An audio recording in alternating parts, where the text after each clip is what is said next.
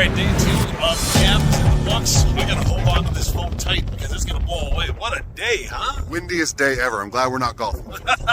But there are some players that made some big statements in this win.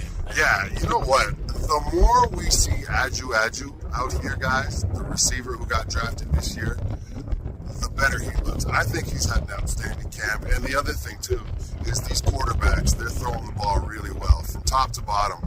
I think that Jack Cohn's got an opportunity to learn from some of these guys, but I think that people have been really surprised with the effectiveness of a guy like Pipkin who throws the ball really well. I thought Mason Fine was out here today. Shea Patterson's having a great camp, so a ton of competition. Yeah, well, you talked about it. We're going to have some big, tough decisions for the coaches to make. One that isn't going to be a tough one, I don't think, is Micah.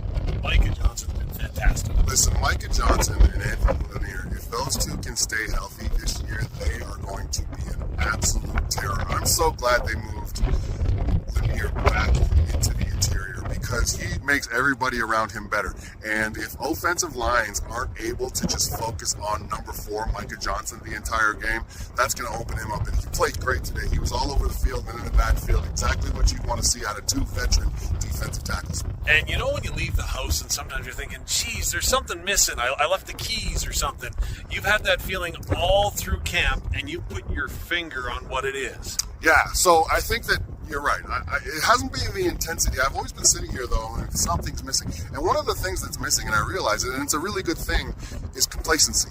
I think that everybody knows that there's not too many guys out here that are guaranteed a job. You know, you've got a new staff, you've got new expectations, and so it's relatively fresh for everybody. And that's the approach that I love because that is what's going to make these guys elevate their game, make the decisions the hardest for the coaching staff, and come out here and really stay focused. Because I feel like the last couple of years, it was more of a family atmosphere. There were guys that knew their situation was fine. They didn't have to worry. Not this year. Nobody's safe. I love it. Let's go compete.